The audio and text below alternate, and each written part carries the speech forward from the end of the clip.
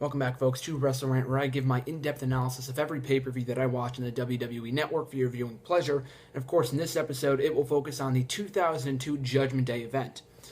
Usually I watch pay-per-views that have to do with something that's going on in the month that I'm watching it, or something that's coming up. Like, before WrestleMania, I watched past WrestleManias. Before Extreme Rules, I watched the '09 Extreme Rules pay-per-view, reviewed that, talked about, or I watched the 2012 Extreme Rules. I've already done a video on that in the past. If you go back and watch my other videos and from like 2012, you'll find it. But for the month of May, I couldn't really think of anything. I kind of wanted to go back and watch the Over the Limit pay-per-view from 2011, if only for that Christian versus Orton match, which I thought was fantastic. Overall, that show sucked. It was probably one of the worst of the year. But that match itself between Christian and Orton was one of my favorite of that year, so I want to go back and watch that. And I also was going to go back and watch the One Night Stand pay-per-view from, I think, 05. I want to watch both the 05 and 2006 events, the ECW One Night Stand reunion shows. But I was going to save that until June. I started watching maybe the first 10 minutes of it and got into Jericho versus Storm, but I didn't have any time to finish watching it. And then I thought to myself, I'll probably watch that in June, which is when it happened. So I'll probably wait until next month to talk about that. So I instead asked my friend RJ, who I do WrestleRant Radio with. He's been watching since 2002, WrestleMania 18, whatever. And I asked him what pay-per-view I should watch in the network. He suggested any Judgment Day pay-per-view. He's a huge avid fan of the Judgment Day pay-per-view events, and he specifically asked me to watch the 2002 one. So I watched that one just last night. I'm reviewing this on Sunday, May 11th. It'll probably go up a little later in the week. So I watched it on Saturday, May 10th when I got back home from the NECW Indie event. Photos are up there on my website, nextwrestling.weebly.com, shameless plug. But it's interesting, though, because this pay-per-view was a mixed bag of a lot of things, and it's notable because I believe it was the first pay-per-view, or it was the first pay-per-view under the WWE banner. WWF had become the WWE, World Wrestling Federation had become the World Wrestling Entertainment Company just a few weeks prior to this, and their last pay-per-view under the WWF banner was Insurrection, and over in the UK. Now they're under the WWE banner as of this pay-per-view, and you can really tell, obviously, they were pushing the WWE slogan, "Get the F out." They aired a couple commercials throughout this pay-per-view for that. I thought that was comical.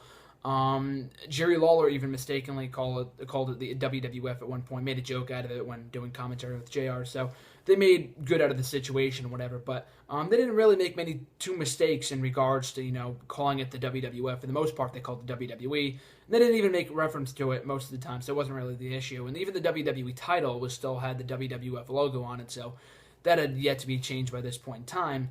But, even that's why this pay-per-view is notable. Was it great? I wouldn't say so, but I'm going to give you my in-depth analysis of every match in the show right for you here right now.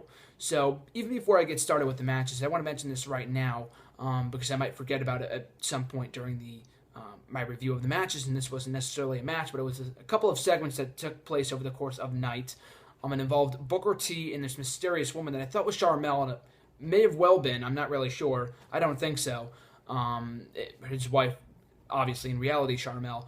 But it wasn't. It was some other mysterious woman that gave Booker T, and Booker T was hilarious. He had just joined the NWO at this point in time. And the NWO was just kind of a clusterfuck with Big Show in it. They had Booker T in it. This is after Hogan left. It was just kind of a failed revival of the NWO faction from WCW when they brought it back in '02. But nevertheless, Booker T was hilarious here.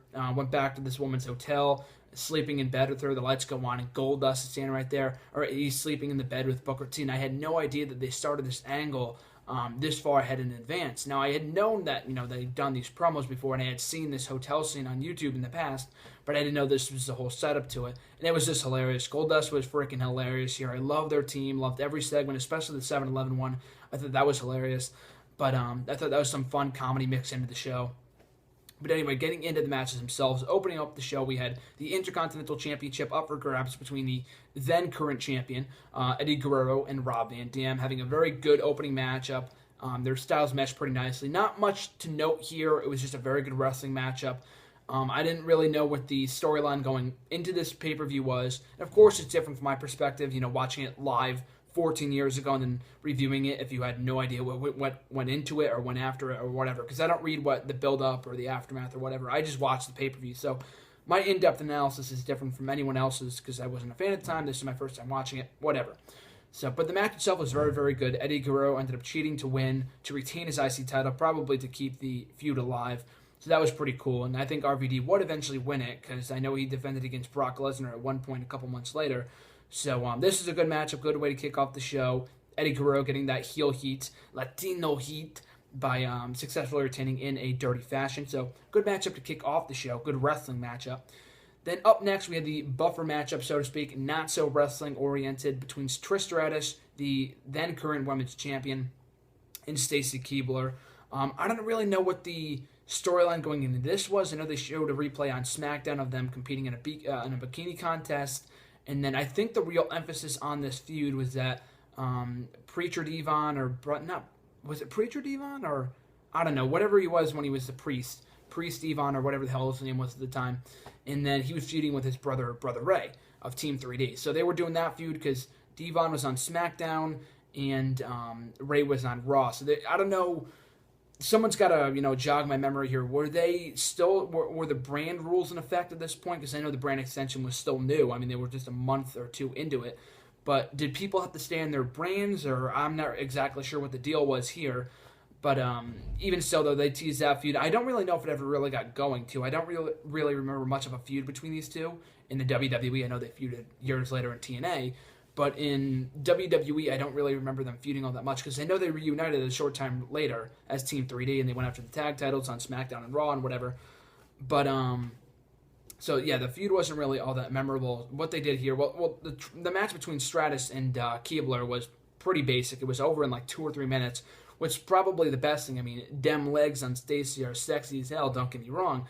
Not the greatest in-ring wrestler, so it was probably smart to keep this match short, and that's exactly what they did here. So that was smart booking.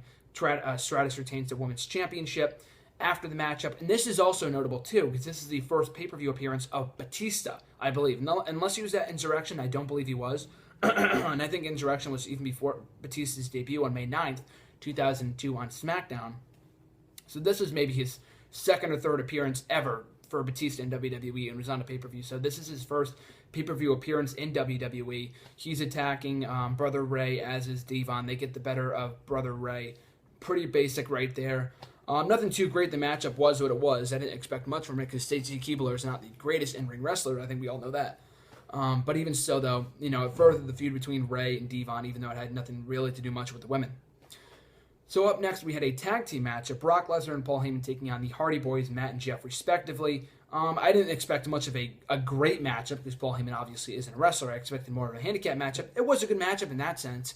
Brock Lesnar worked well with the Hardy Boys. He's just an incredible athlete, Brock Lesnar. And this is before his UFC days, obviously. So because now in his current matches, you see much more of a brawling style with the likes of Cena, CM Punk, Triple H, and all the others. Now, or back then, it was more wrestling-oriented in his matches with Kurt Angle, The Big Show, many of The Rock. And this is all obviously all before that, even before he won King of the Ring, maybe a month or so prior in the tag team match. And they just kind of had a brief feud going into it. So it kind of reminded me of Rusev, against Xavier Woods and R-Truth just recently, 14 years later. Am I saying that Rusev is the next Brock Lesnar? Probably, more than likely not. I'm not saying that at all. But just the way this was booked, and I mean, Xavier Woods versus R-Truth, Xavier Woods and R-Truth versus Rusev is a match that we've seen a million times going into Extreme Rules, so the matchup was pretty boring. But they made this matchup exciting because, well, obviously Hardy Boys are 10 times, a million times better than R-Truth and Xavier Woods will ever be as a tag team. I think that goes without saying. But so maybe that's what made this match more interesting. Brock Lesnar, he worked well with the Hardy Boys, so they had a good tag team matchup. So Brock Lesnar took out either Matt or Jeff. I think it might have been Jeff. I'm not exactly sure. With the F5 and tags and Heyman, he gets a pinfall. They pick up the win here. So basically just kind of building up Brock Lesnar's momentum going into his King of the Ring win just a month later. So it was a good tag team match, and they actually had a feud going into this pay-per-view. It just wasn't a random fucking, squash match on the pay-per-view that we usually see nowadays. It had a story behind it, so I like that. Up next, we had a handicap matchup, another technical handicap matchup, even though the last one wasn't. It was a tag team, but Heyman isn't a wrestler, so who are we kidding here? The next matchup was handicap between Stone Cold Steve Austin against Ric Flair and The Big Show. Stone Cold and Ric Flair kind of had their feud started the Backlash pay-per-view about a month prior. when Ric Flair screwed over Stone Cold. And the Big Show, in the promo leading into this matchup, was saying that I think he turned heel because he wasn't even at WrestleMania 18, but he said in the promo and his promo on Raw before this show was that he was in the main event of WrestleMania when Stone Cold was out with an injury at WrestleMania 16 and WrestleMania 2000, so I like that they mentioned that. And then 2 years later, when Stone Cold he was not in the main event, but when Stone Cold was at WrestleMania, Big Show was out some local restaurant or something like that. So I thought that was kind of his build-up, and they needed someone in Ric Flair's corner as his bodyguard in the NWO and whatever. And Big Show obviously had ties to the NWO, but it just wasn't the same as it was in, 96, 97, when it was really, really hot in WCW. But even so, though, the matchup was pretty entertaining. It wasn't a wrestling matchup, but Ric Flair at this point in time could still very much go in the ring. It was really cool seeing him mix it up with Stone Cold, to the greatest of all time. Even the commentators mentioned that. Big Show, sold his offense well. Stone Cold was kind of trying to overcome the odds, and he did, even after interference from X-Pac. So I thought that was a little goofy, the way that he kind of took out Big Show. He hit him with a stunner. He stood standing, the Big Show was. And then X-Pac comes in. He hits Big Show with a super kick unintentionally. He was going for Stone Cold. He moves, hit Big Show instead, so Big Show's out. Stone Cold hits a stunner on X-Pac, then hits a stunner on Ric Flair. So it was like, it was John Cena-like in that way. I mean, it was entertaining, it was unique, but seeing him overcome 3 people was a little unrealistic, even for Stone Cold. But, I mean, this kind of felt more like a filler feud than anything else. I know it might have been for control of Raw or whatever else. It was cool to see Ric Flair and Stone Cold go at it, and the matchup was enjoyable for what it was. But Stone Cold, I mean, he had faced Scott Hall at WrestleMania, and he had this feud going for him. And I think that this pay-per-view is also notable for being Stone Cold's last pay-per-view appearance before he walked out in the WWE just a few short weeks later. So it was memorable in that sense. But the feud wasn't really anything all that memorable. It was kind of a filler feud for Stone Cold. He wasn't really doing anything much of note at the time, so it was just kind of something to keep him busy. And then he left like a few weeks later when he walked out and before the match with Brock Lesnar, and we all know the story there. So I don't blame him after this kind of stuff. And it wasn't bad. I mean, it was entertaining, like I said before, but it wasn't really anything of consequence, anything of note, really, this feud between Ric Flair and Stone Cold, even though it was fun. So up next, we had Edge and Kurt Angle, which was the best matchup of the night up to this point. And they had been feuding on SmackDown. And Edge, I mean, he was a good face. He's always been a much better heel. That goes without saying. But he was kind of vanilla, white bread on the mic. He was a very good wrestler, obviously, and that showed in this matchup. And he and Angle had a lot of great matches. But they had a nice feud going over on SmackDown. This was to put over Edge after he broke up with Christian, kind of broke out on his own as a singles competitor. And this was really showing that. I mean, Angle is really trying hard, a former multi-time WWE champion, to put over Edge, this newcomer. So I like that. That was kind of the whole purpose of this feud over on the SmackDown brand. An excellent matchup. These two worked really, really well together. Their styles meshed perfectly. Love the matchup. Like I said, the best wrestling matchup up to this point in the show. And they had a great, great matchup. A lot of great reversals, a couple ref bumps. And then Edge ended up winning. And because of stipulation, it was a hair versus hair matchup. It was either Angle. It was also Angle's last night as being with having hair. So this pay-per-view, obviously, overall, like I've said numerous times up to this point, is notable for a number of reasons. And this was one of them, with this being the last show that Angle had hair at.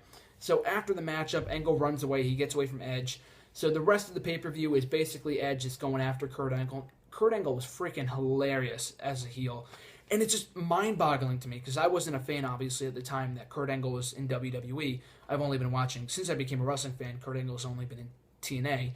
But he's never done anything comedy-related or whatever in his time in TNA. He's never done anything what he did in WWE. And going back and watching his matches and his segments and stuff back in WWE, he was hysterical. Kurt Angle was great. In addition to being a great entertainer, he was an amazing wrestler too. Is an amazing wrestler, but more so back then. I mean, it's tremendous. I mean, this guy had it all. And you just don't see that from Kurt Angle nowadays in TNA. I mean, he's a great wrestler still, obviously, but you don't see that same entertainment factor. He's a lot more serious nowadays, which is disappointing. But love this matchup. Edge ended up shaving Kurt Angle's head a little later on in the night. The first time anyone had ever seen Kurt Angle bald, and then he would stay with that. He would stick with that look for the rest of his life, or up to this point, unless he grows it back anytime soon. But in the last 12 years, he hasn't grown it back. That's basically what I'm saying. So up next, we had Triple H versus Chris Jericho in a WrestleMania 18 rematch. However, this matchup took place inside Hell in a Cell. I didn't pay too much attention to this matchup. I kind of had other tabs open. I was kind of writing an article doing the time when I was watching this matchup. I just kind of kept going back and forth between stuff. Wasn't paying 100% attention to this matchup. I mean, I know that sounds crazy, but why I did that was because I've seen this matchup before. I own the Hell in a Cell Anthology DVD, which has every Hell in a Cell match except for the Undertaker Big Boss Man one, from the very first Hell in a Cell match in 1997 to the one in 2007 between Batista and Undertaker. And I've watched that DVD a number of times over, maybe 2 or 3 times. So I've seen this matchup a couple times before in the past. So it wasn't really anything new. I didn't really want to be bored by it. But it was a tremendous matchup to go back and watch again. Really, really bloody. Definitely one of the most entertaining Hell in a Cell matches I've ever seen. And a lot of Hell in a Cell matches, it's good action. I mean, people ask me what my favorite Hell in a Cell match is sometimes. Definitely this one. This one was hardcore, extreme.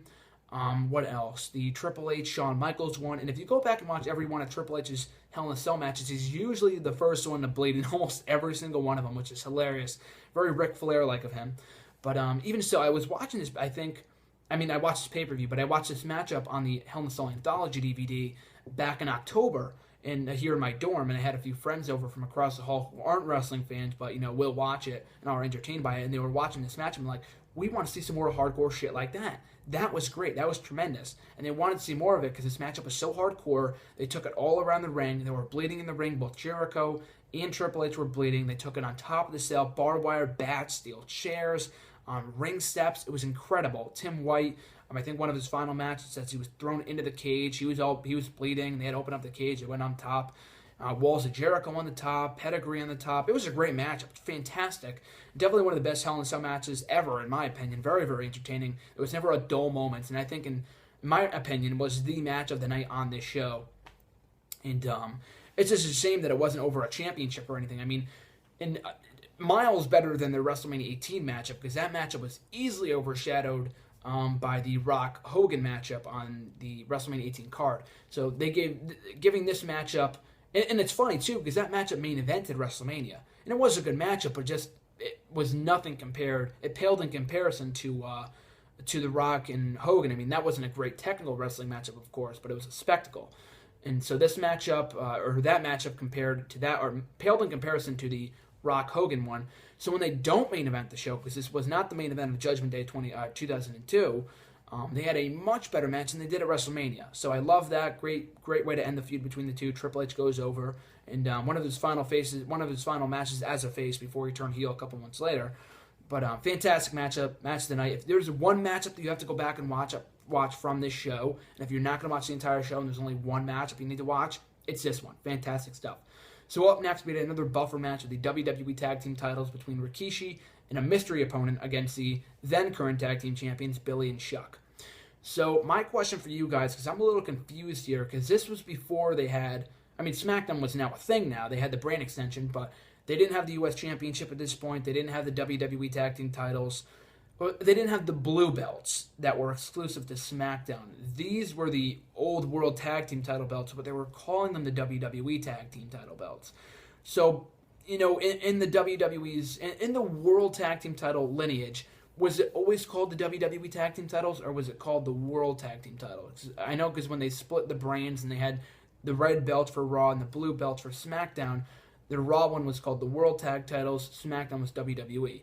So maybe that was the case here. I was a little confused by that because I know in the graphic and the belts they were holding were the red ones, the old school World Tag Team belts.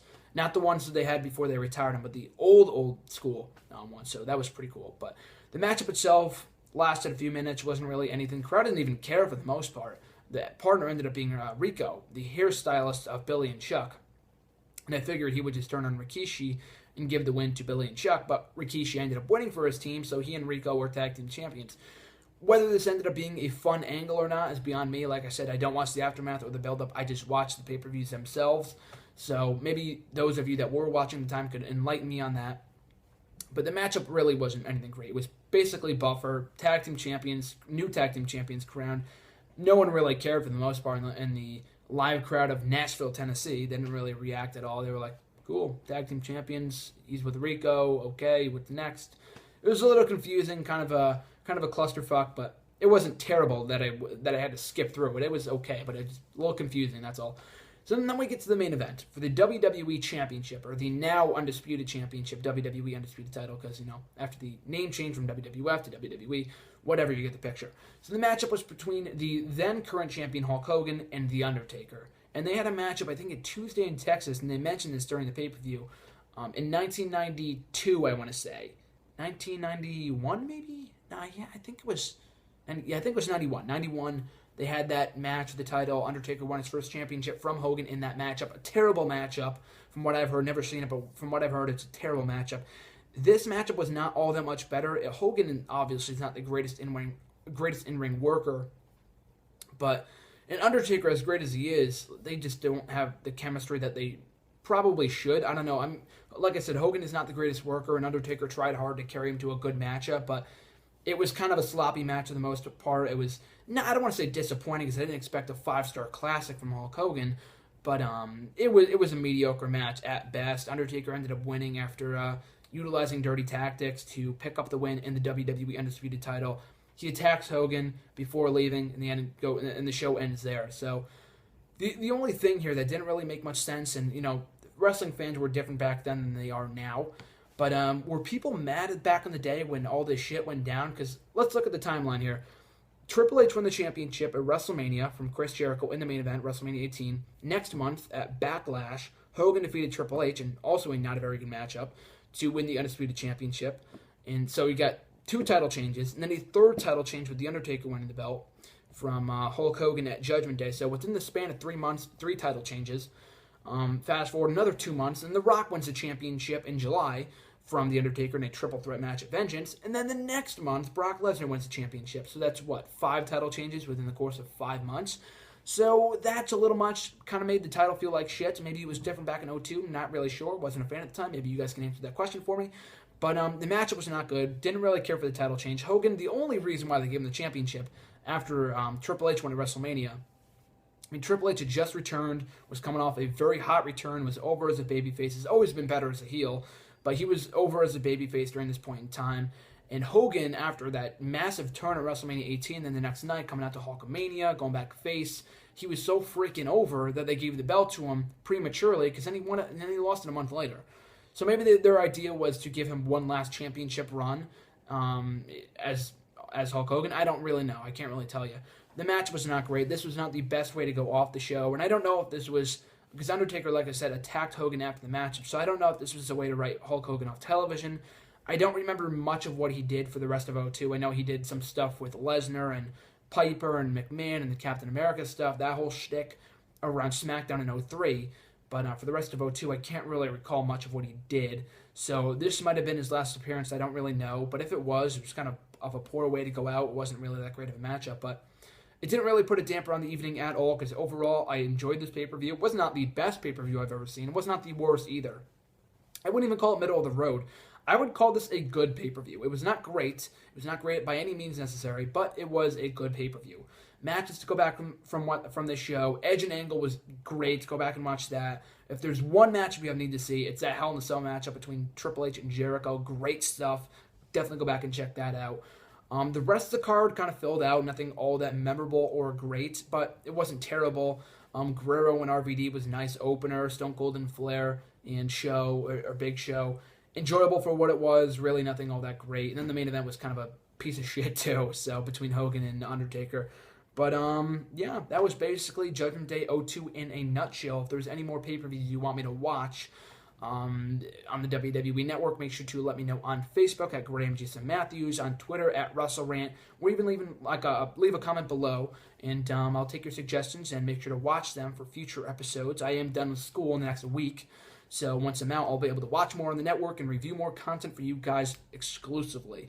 So we're also going back to Judgment Day real quick. I forgot to mention this, but this pay-per-view, like I said before, is notable for a number of reasons, being the first show on the WWE banner, the last night that Kurt Angle had hair, one of Hogan's last championship matches, the end of his final WWE title run. I mean, for now, you never know if they might put the belt back on him. Who knows? Don't want to jinx it, but we'll see.